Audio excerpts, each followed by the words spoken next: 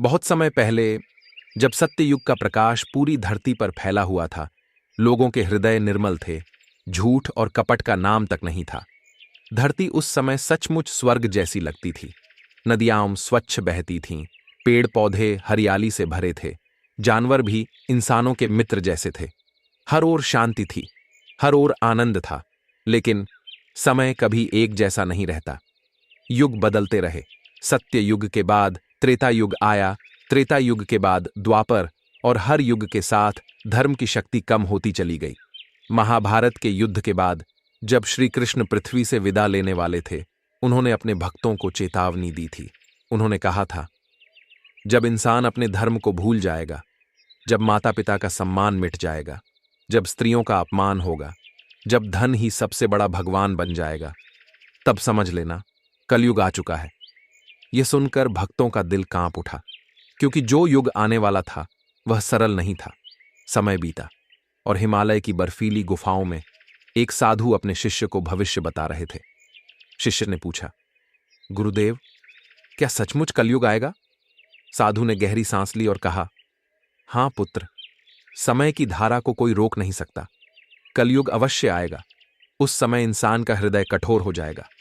लोग रिश्तों को भूल जाएंगे, भाई भाई का शत्रु बन जाएगा, मित्र केवल स्वार्थ तक सीमित रहेंगे और मां बाप को बोझ समझा जाएगा।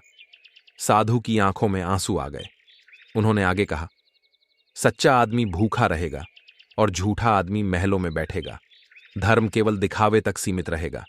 मंदिर, मस्जिद, गुरुद्वारे सब केवल व्यापार के स्थान बन जाएंगे। प्रकृति कराह उठेगी, नदियां सूख जाएंगी, जंगल काट दिए जाएंगे, हवा झर बन जाएगी और इंसान मशीनों का गुलाम बन जाएगा। शिष्य यह सुनकर कांप गया और बोला, गुरुदेव, तब क्या पूरी धरती अंधकार से भर जाएगी? क्या कोई भी बच नहीं पाएगा? साधु ने शांत स्वर में उत्तर दिया, नहीं पुत्र, याद रखना, हर युग की अपनी भूमिका होती है। कलयुग कठिन होगा, लेकिन उसमें भी भक्ति का द्वार हमेशा खुला रहेगा। जो सच्चे मन से भगवान को पुकारेगा, जो दया और करुणा दिखाएगा, जो दूसरों की मदद करेगा, वह इस कठिन समय में भी सुरक्षित रहेगा। और जब पाप अपनी सीमा पार कर जाएगा, जब अधर्म हर ओर फैल जाएगा, तब भगवान विष्णु कल के अवतार लेकर आएंगे। वे सफेद घोड़े पर सवार होकर हाथ में चमकती तलवार लेकर प्रकट होंगे। उनकी तलवार के एक वार से अधर्म नष्ट हो जाएगा, झूठ, लालच और पाप सब भस्म हो जाएंगे। धरती शुद्ध होगी और एक नए सत्य युग का जन्म होगा। शिष्य की आंखें चमक उठीं। उसने कहा, गुरुदेव, मैं वचन देता हूं कि जब तक कलयुग नहीं आता, मैं धर्म और दया की राह पर चलूंगा। मैं सच्चाई का पालन करूंगा, ताकि आने वाली पीढ़ियां यह संदेश याद रखें। साधु ने उसे आशीर्वाद दिया और बोले, यही सबसे बड़ा उपाय है पुत्र। समय बदलेगा, युग बदलेंगे, लेकिन भक्ति और सच्चाई कभी नहीं मरती।